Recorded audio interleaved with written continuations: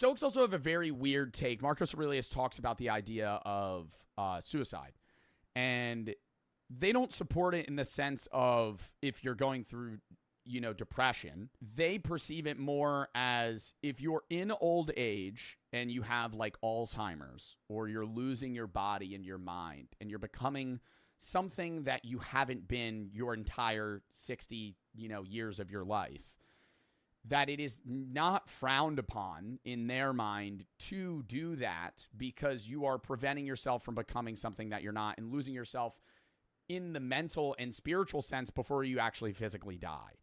And I don't really know how I feel about that. I feel like that's one of the weirdest parts of meditations that I kind of reread, because he talks about it a few times.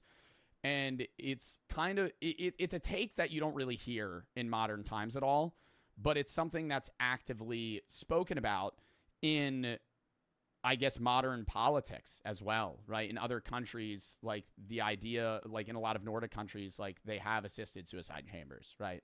For people that are going through terminal illness, right? If they have stage 4 cancer and they're 80 years old and they have 3 months to live, but those last 3 months are going to be really bad, is it up to them to, take their life before they lose themselves? And I don't really know how I don't really have an opinion. I don't want to say I'm trying to fence it here, but it's like, I feel like that's a very circumstantial situation. And it's also really hard to put yourself in those shoes until you're actually in them.